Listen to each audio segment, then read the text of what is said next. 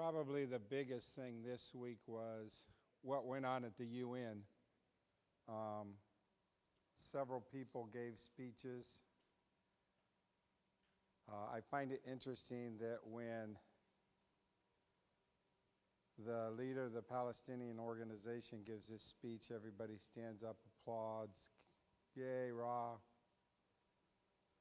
When Netanyahu gives his speech wanting peace, everybody walks out.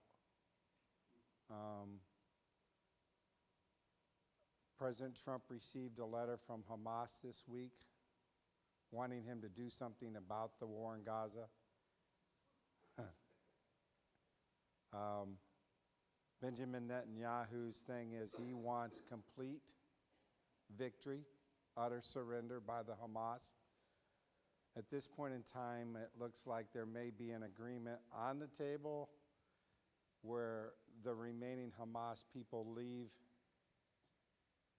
the Gaza Strip and go to either Turkey or Syria. Israel doesn't think there's that many left. Last I heard, Israel, I think Thursday I was listening to a news article from Israel TV, and they think there's about 4,700 Hamas left. They pretty much wiped them out. In the things that went on at the UN, a lot of nations are recognizing Palestine as a state. The president of Turkey said there'll be no state without, how did he say that? Without stopping Israel. Benjamin Netanyahu, and if you watch any of the Israel news, what you'll see a transition in words. They used to call it the West Bank, and they're changing the terminology to, they're referring to Judea and Samaria. So they're going back to some biblical terms, which is fine, but when you see that, what are they saying?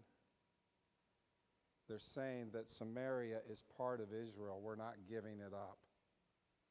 So there's going to be some conflict there. I also watched a video this week of, I've mentioned this guy before. His name is Adam Berkowitz. He works for Israel 365. He's not a believer. He's not a Messianic Jew. He's still looking for the Messiah. He's wrong. The Messiah's already come. But he was showing a video of where they think they have to do the red heifer ceremony on the Mount of Olives. And they already own that piece of property. And they took a picture showing, looking west straight into what they believe is going to be the temple opening. And in that video, they did the dry run. I mentioned this before. They did the dry run in July. Well, it wasn't actually a dry run. It was an actual practice. They actually burned a cow, one of the red heifers that was not suitable.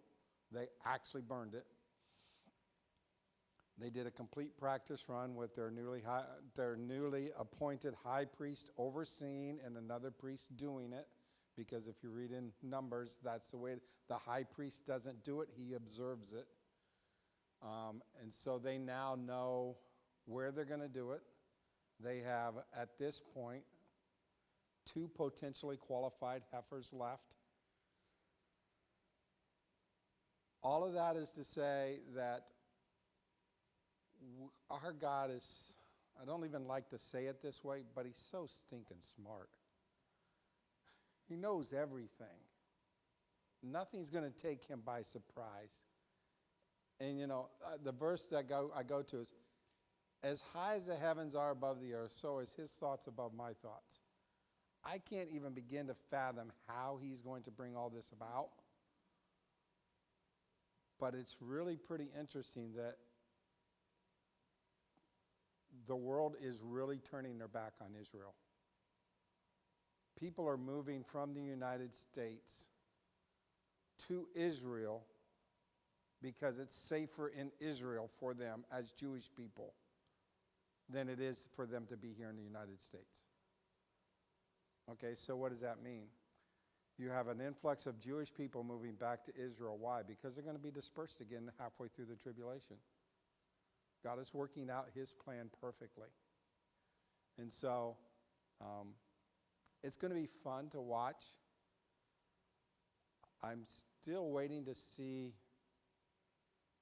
what's going to happen with Russia.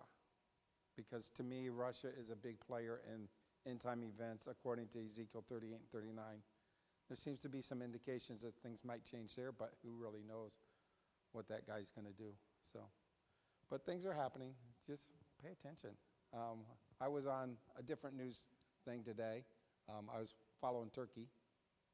I just go to Turkey News because Turkey is definitely against Israel, and see what they're thinking.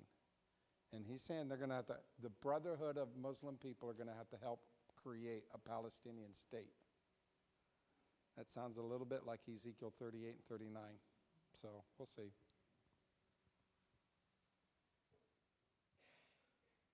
Thanks, Dave. 2 weeks from today, I will be out of town, and Dave's going to take the entire class, and he's going to give a little bit more information. This is really helpful in trying to connect with what's going on in the Psalter.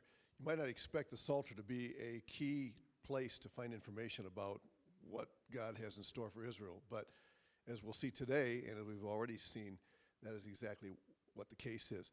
We just got into Psalm 45 last week. Remember that before it are 3 psalms of desperation. They're seeking God. Where is God? Why aren't you going out to battle with us? And then all of a sudden in 46 to 49, you have jubilation, and it's just the opposite. And that's because right in the middle is the presentation of the King, the Messiah, and we'll take some time to look into that today. And I think I mentioned last week that not only is Psalm 45 central to the Korahite Psalms, but also between Psalm 2, the Messianic Gateway Psalm, and 89, which is a very powerful Messianic Psalm as well, and Psalm 45 lands right in the middle of those as well. So you see God's direction even in the positioning of certain Psalms in order to draw attention in a special way. So let me read this psalm this morning. I do want to call attention to the change in tone that's obvious at the very beginning. And so let me read it for you with that change of tone that signifies a shift in what's happening. My heart overflows with a pleasing theme. I address my verses to the King. My tongue is like the pen of a ready scribe. You are the most handsome of the sons of men. Grace is poured upon your lips. Therefore, God has blessed you forever. Gird your sword on your thigh, O mighty one, in your splendor and majesty.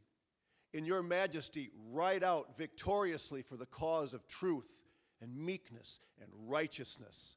Let your right hand teach you awesome deeds. Your arrows are sharp in the heart of the king's enemies. The peoples fall under you.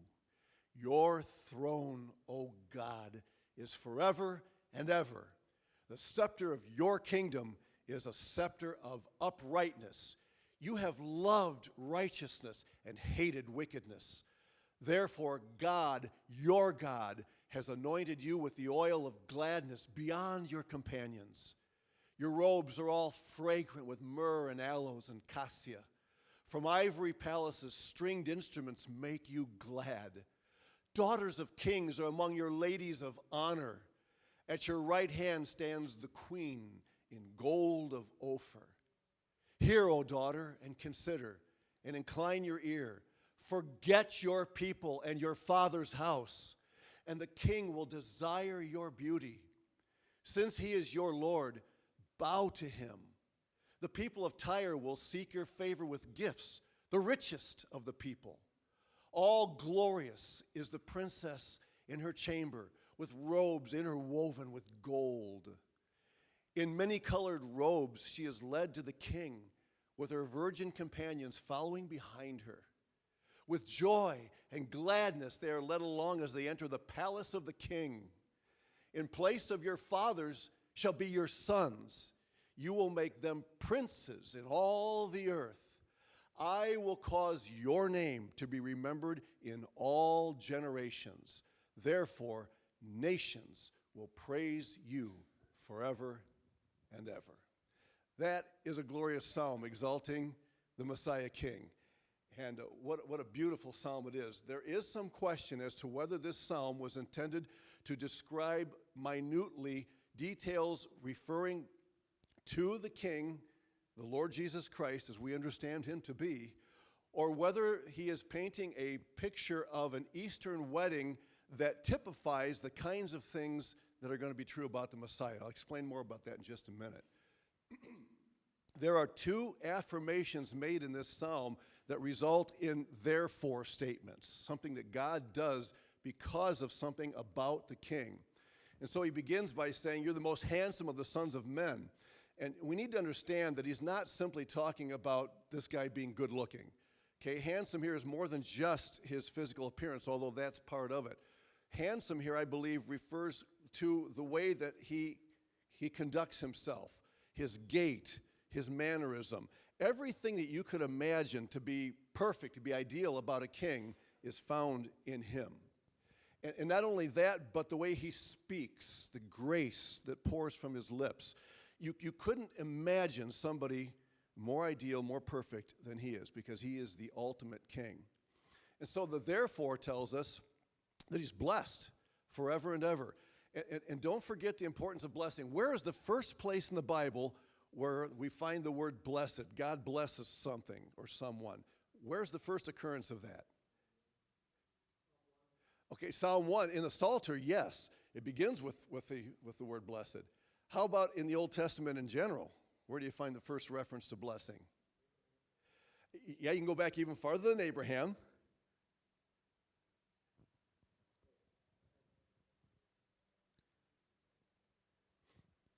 Go back just about as far as you can.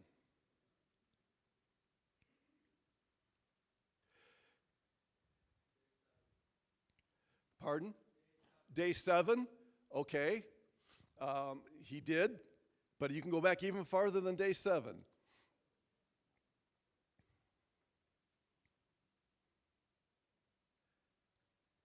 Yeah.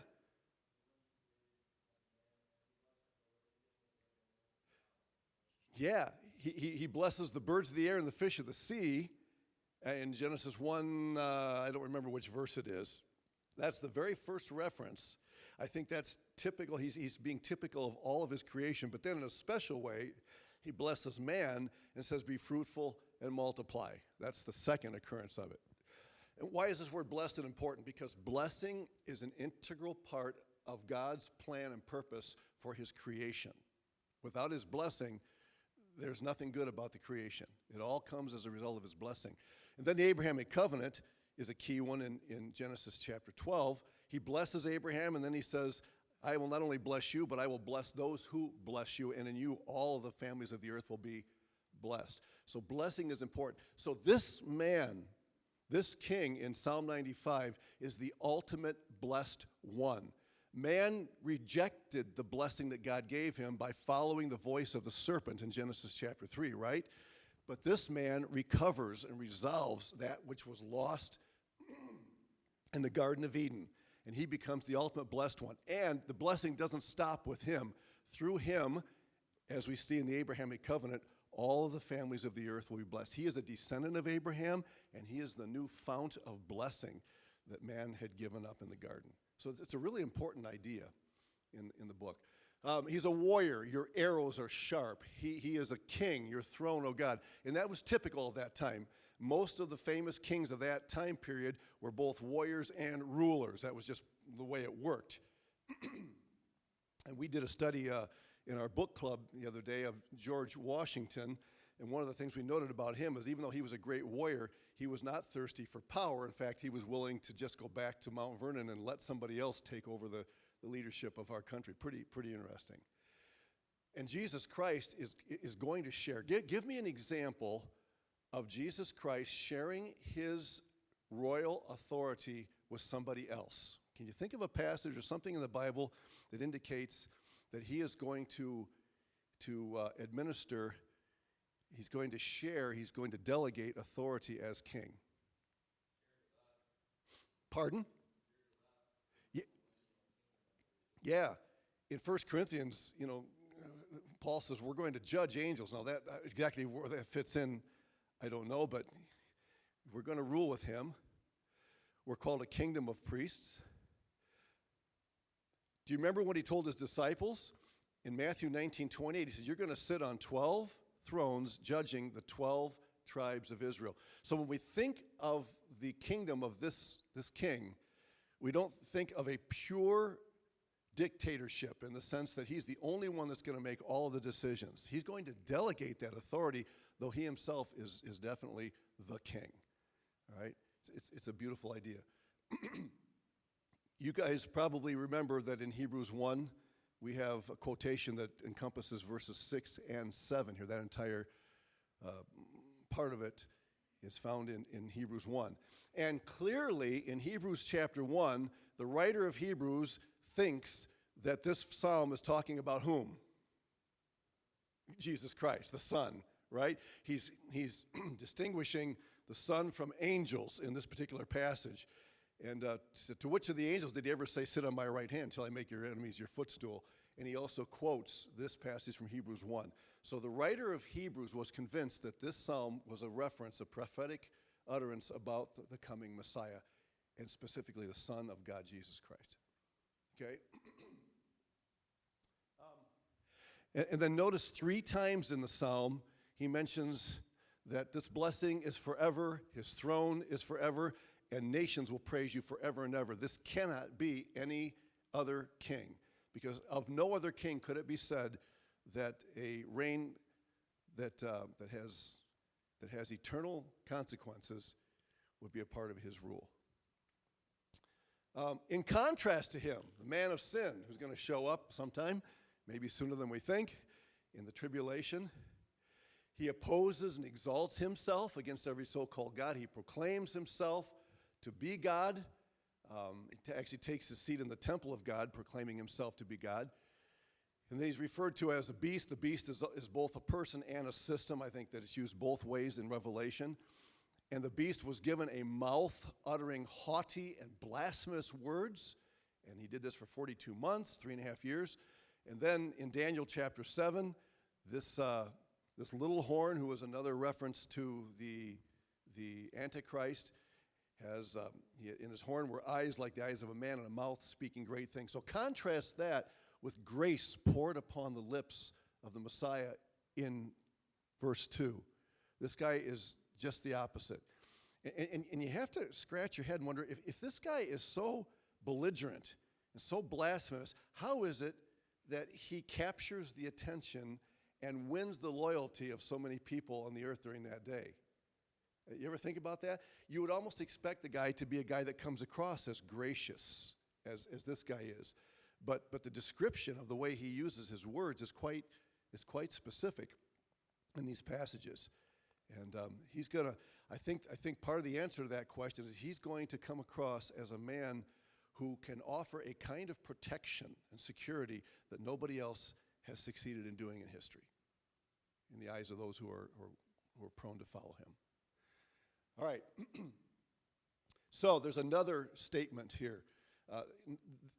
In addition to his appearance, his gait, his manner, his words, he also is a man of uprightness. His scepter is a scepter of uprightness, and he's loved righteousness and hated wickedness.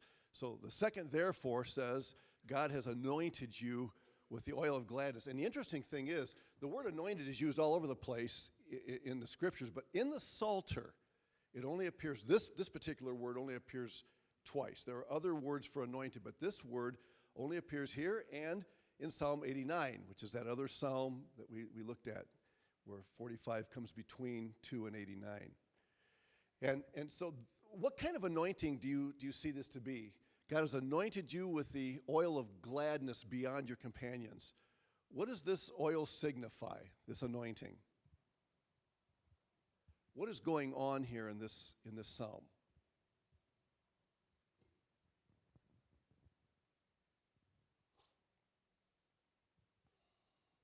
Why is it called the oil of gladness?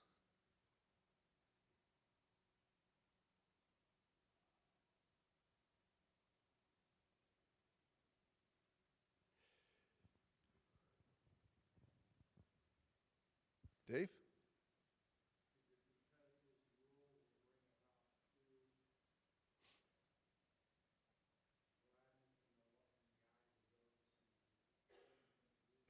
Okay, that's probably a legitimate answer. His rule will bring about true gladness. He is the fountain of gladness, and his kingdom will be a kingdom of gladness. It'll be characterized by joy. Right? Okay, good. Anybody else want to add to that? What kind of a psalm is, what is the scenario here that the psalmist is creating in this psalm? As I read through that, what picture, what kind of event comes to your mind?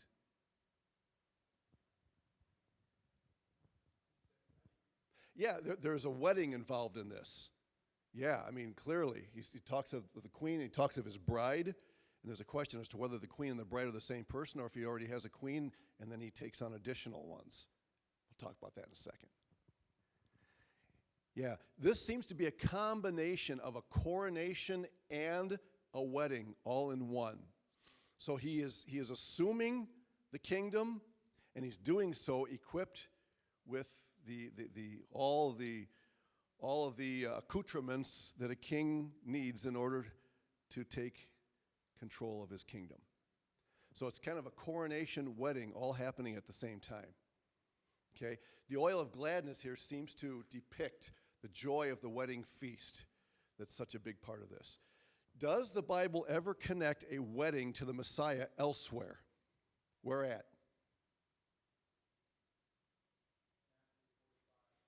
Yeah. 25, Matthew 25, you have the 10 virgins, right. So there's the king and celebration mentioned there, right, good. So, but there's a summons to battle also in this. In other words, in order for him to secure his kingdom, something has to happen on the battlefield. And this is what he describes here when he says, gird your sword on your thigh. And he mentions the word truth and righteousness and then peoples falling under him. Does any other passage in the New Testament come to mind when you think about girding the sword and the thigh and all that when it comes to the Messiah?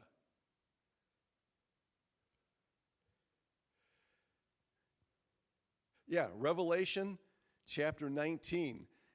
The language is very interesting and very similar. Notice he said he saw heaven opened and a white horse, and the one sitting on it is called Faithful and True. And I marked the words in the psalm that correspond. And in righteousness he judges and makes war. His eyes are like a flame of fire, and on his head are many diadems. And he has a name written that no one knows but himself.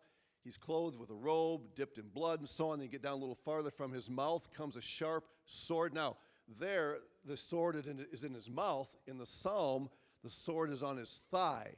Okay, and that's fine. The point that I'm trying to make is that the terminology is the same, even though it may be applied specifically in different ways. They're both battle scenes, and they both involve these elements that the Messiah is going to make use of in conquering the nations for himself. Okay, in Revelation 19, on his robe and on his thigh, he has a name written on his thigh, and in the psalm is the sword itself. But I just want you to see the continuity there of language, of terms that are being used in this scene. So there's the necessity of a battle in order for him to assume this kingdom and fill it out. But there's also counsel given to the bride here, okay? He says, hear, O daughter, and consider and incline your ear. Forget your people and your father's house, and the king will desire your beauty. Now, the fact that she's told to forget her people and her father's house tells us what about her?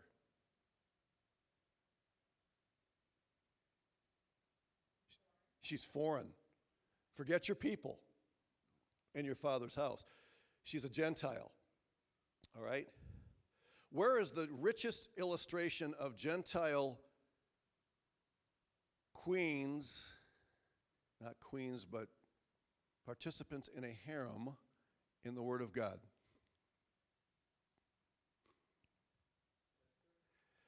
Yeah, Esther becomes part of one, but what king actually has the most? Yeah, Solomon, yeah. You might say he abused that a little bit. Probably did. Now, the question here, in the preceding verse, at your right hand stands the queen. There are some who think that he's already established a queen, but now he's bringing in others. He's making alliances with kings of Gentile nations like other kings did, and especially Solomon, in order to secure the goodwill and even submission in some cases of foreign kings. Now, you say, well, if that's the case, is this really about the Messiah? You know, is Jesus going to be a polygamist as the king over all the earth? I don't know about you, but I don't think so.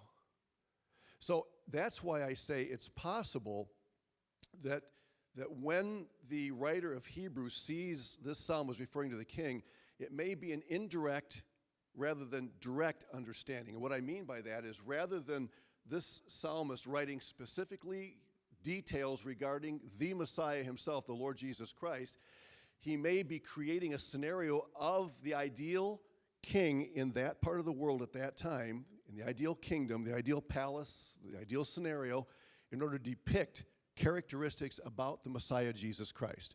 Not that Jesus is going to be a polygamist. I mean, do you ever struggle with the fact that the church is the bride of Christ? What does that mean? How does that work, especially gentlemen? What does it mean to be part of the bride of Christ? Is that a bit awkward? We're so used to hearing it, but we understand that that's a functional term. That's an analogy that's used to describe the intimacy that we're going to have as participants in his kingdom. And just how that all is fleshed out, we don't know. And I think we can do the same thing here. If he's describing a typical Eastern king and his kingdom with his harem and marrying and making alliances with other kings, we can understand that this is an illustration of what Jesus is going to do when he conquers the kings, and according to Isaiah 2, they come flowing into Jerusalem to pledge allegiance to him. All right? Not in a literal creation of a polygamous kind of a relationship like you see here. Analogies do that. We have to be careful when we use analogies. There are applications that we are to detect, but there are details that we must understand do not apply directly. Does that make sense? I'm trying to be careful in the way I say this. It is possible that the queen is the daughter here, but in this case, the queen is already married to him. So is he using queen in the kind of the futuristic sense? This is who this daughter is going to be. You know, there's some debate out there as to what that means. I'm simply trying to say that we got to be careful. We don't force every detail in an analogy as an application to what the writer's saying. Okay? I hope that isn't totally confusing to you.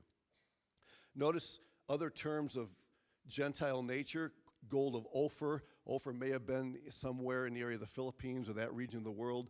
Tyre, of course, north, and then the nations in general down there. So there's definitely Gentile involvement here. Now let me ask you another question.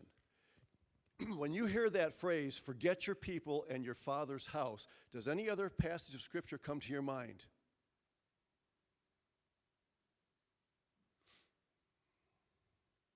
Forget. Pardon? Ruth. Okay, Ruth did. She had to forget her own people and in order to, good, excellent. Anything else?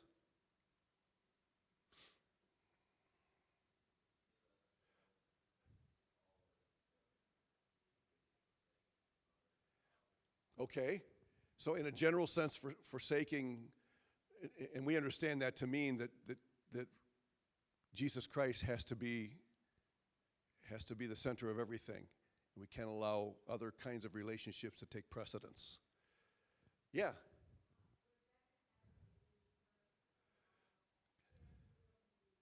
Yeah, Rebecca had to leave her house. Of course, they were related, you know. But she had to leave. Good. And you're really, really close to what I was thinking about, which is the Abrahamic covenant itself.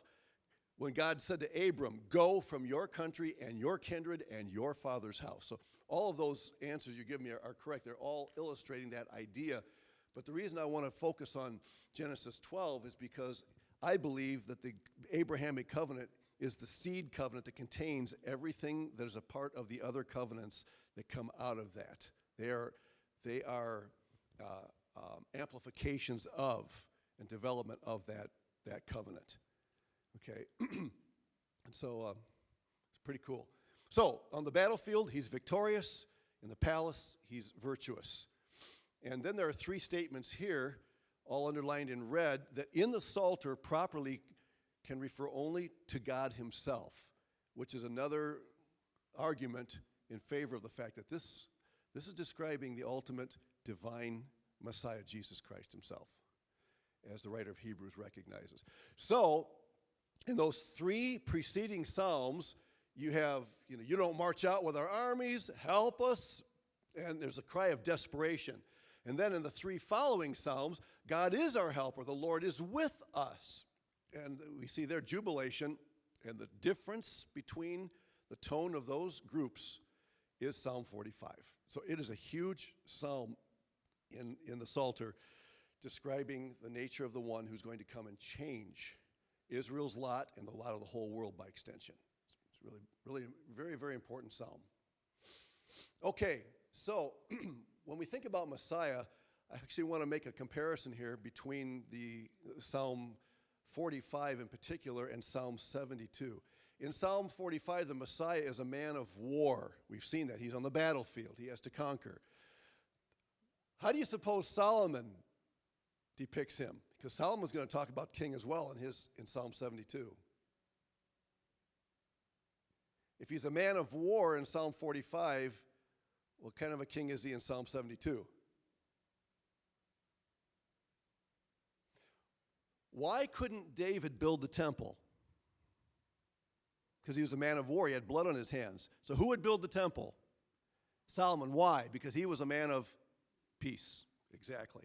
And when you read Psalm 72, that's what you see. In his days, may the righteous flourish and peace abound till the moon be no more. Psalm 72:7.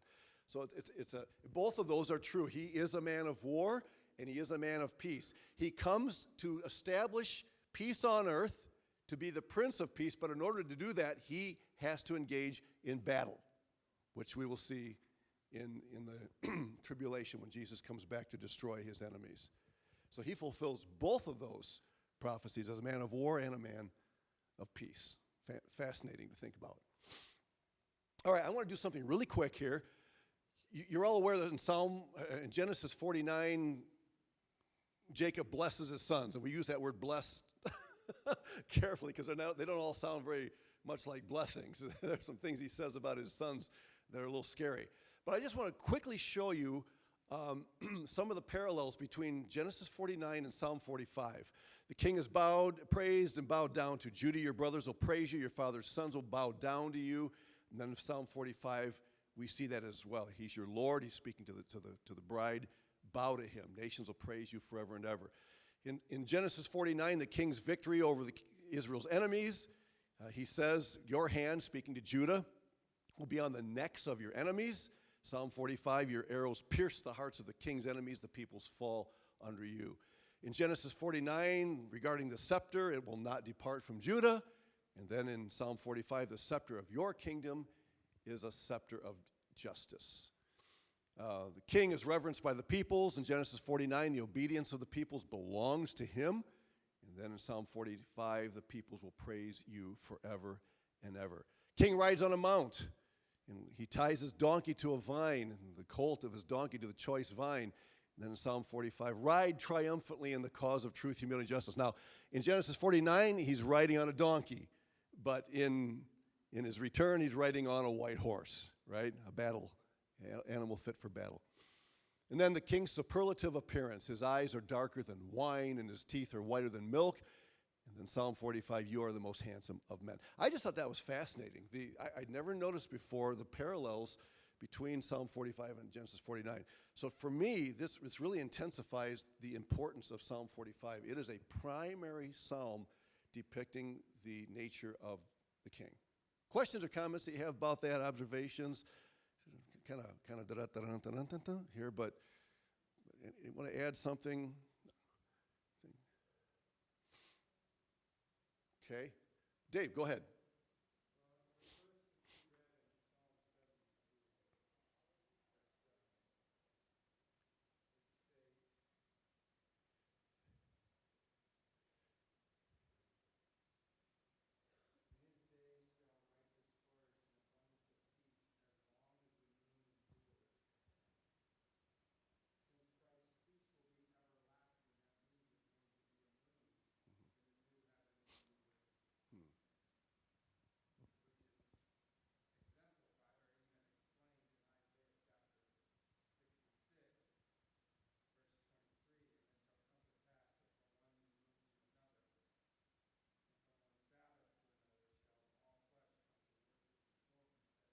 Hmm.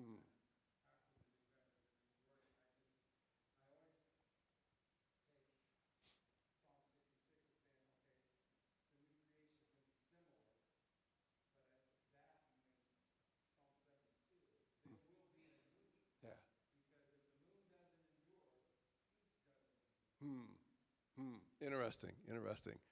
So yeah, and we see the millennial kingdom as kind of the entrance, the portal, giving entrance to eternity. It's a period of 1,000 years. So I wonder if some had thought that maybe that's referring to the millennium, where after the millennium there will be the destruction of the current, heaven and earth, and then the creation of a new heaven and earth. But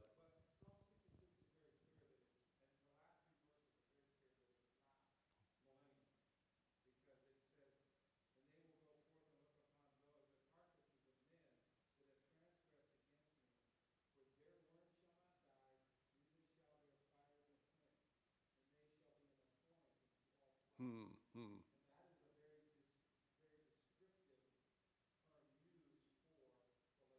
Hmm, hmm. Interesting. All right, thanks for sharing that. That's really cool. So he's connecting actually the endurance of the creation with the endurance of his kingdom. Cool. Thanks. That's a good observation. All right, let's get started in Psalm 46. This psalm has been a favorite. I mean, if I were to ask how many of you have found this to be a favorite psalm, I'm guessing many hands would go up. Notice the contrast. Where are you, Lord? Why aren't you present? Well, here, he is a very present help. He is with us. Twice he's with us. And don't forget, connecting Revelation chapter 21, when the New Jerusalem descends and settles on the new earth, a voice comes from heaven saying, behold, the tabernacle of God is, and 3 times the word with appears in chapter 21, verse 3. God intended from the very beginning to dwell with his people. Man turned his back on him, lost that relationship, but ultimately it'll be restored. Selah, there are three we could say stanzas. And notice that this doesn't happen without some competition. Though the mountains be moved, though its waters foam. Okay? And then my wife, when I were reading this psalm, and she opened her literal word app. Remember, I encouraged you to take a look at that? She opens her literal word app, and she says, hey, Mark, look. In Psalm 125, this same word says, those who trust in the Lord are like Mount Zion, which he's describing here in this psalm, which cannot be moved. I thought, that's really cool. I'm glad she found that. It's a different psalm, but it's the same word, and it does coordinate with what the psalmist is saying here. Just as Mount Zion is steadfast, and we'll see Mount Zion talked about even more in Psalm 48. It's a great description. But we who trust in the Lord are just like that location. And don't forget that the location of God's activity is very, very important. Don't diminish the importance of the geographical, the material in God's kingdom, because it is a big player as well. Notice a lot of tumult going on. You've got geographic things happening in yellow, and then you have national tumult in blue.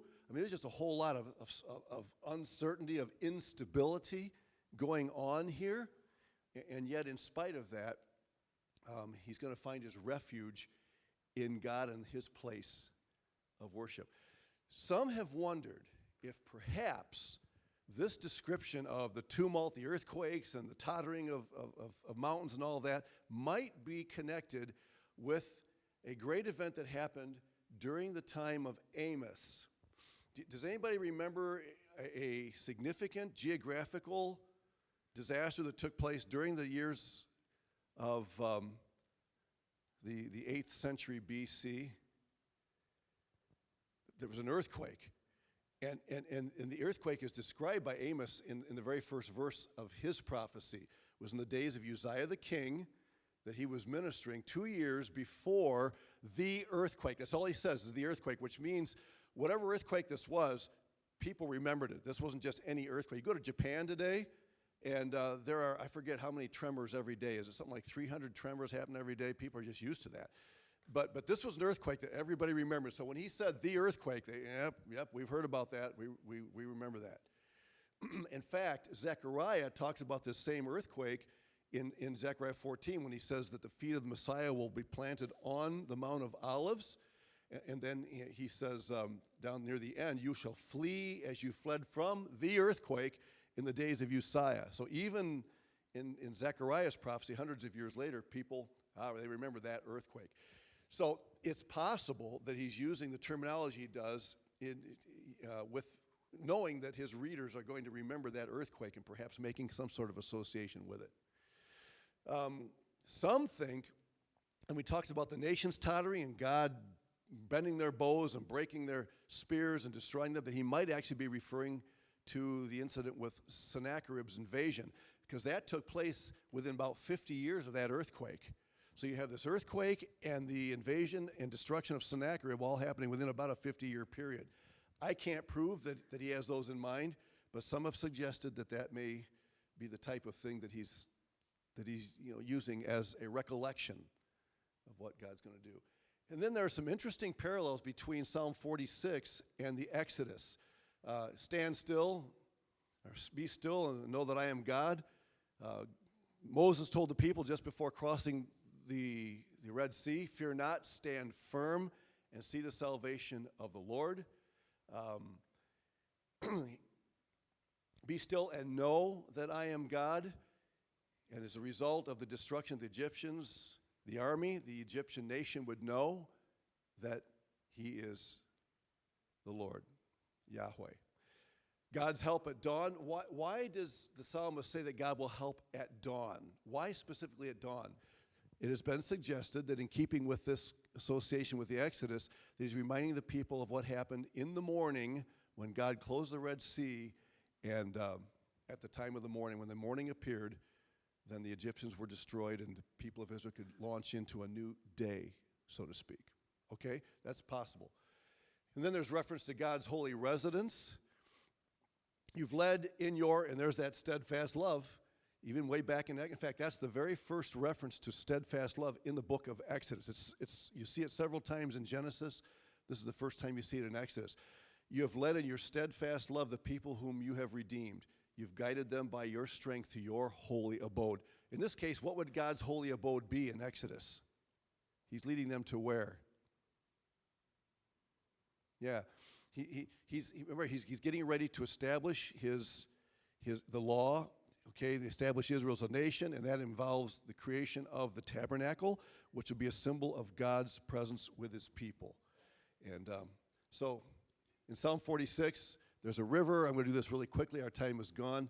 There's a river that makes glad the city of God. Some have thought that maybe that's Hezekiah's tunnel. Probably not. It's probably more like the Gihon Spring, which was the main water source in Jerusalem. And Hezekiah built his tunnel right along here, and eventually water came out into the pool of Siloam. There's a lot you can read about that if you're interested. In the end, in Revelation 22, there's going to be a river of water of life flowing out of the holy city, the New Jerusalem. Just a very, very beautiful. And then just to conclude, all of these beautiful references to God himself. I think that's one of the reasons why this is a favorite psalm. He's refuge, he's strength, he's help, he's a fortress. Okay, Lord of hosts. 6 of the 7 occurrences in the Psalter of the phrase Lord of hosts are right here in the Psalms of the sons of Korah. And then we don't fear. Instead, we are still and know that I am God. And the word still means let go. Just release it and let God take care of it. Now, I'm not a real fan of the phrase let go and let God. That was popular a few decades ago. but the principle is here in this psalm. The more zealous we are for the glory of God, the less fearful we will be of the enemy. Okay. All right, we will stop there. Thanks for your good attention. See you next week.